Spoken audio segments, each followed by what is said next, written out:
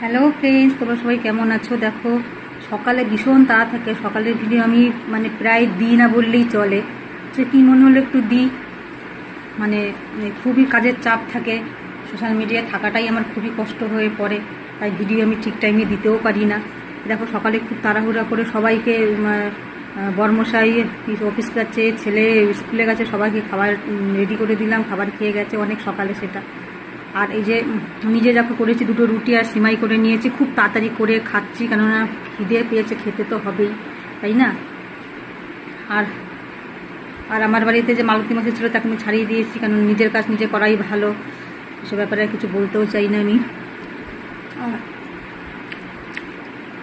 এরপরে ঘর মুছবো, চান করবো, পুজো দেবো, তারপরে আবার রান্না করব। খুব তাড়াতাড়ি, খুব শর্ট টাইমের মধ্যে করতে হবে। এই যে খাচ্ছি, দেখো, সিমাই আর রুটি। সিমাই আমার ভীষণ ভালো লাগে, তাড়াতাড়ি করে নিলাম আমি। ঠিক আছে বন্ধুরা, খেয়ে নিই। ঠিক আছে, পরে আবার তোমাদের সাথে দেখা হবে। Bye bye.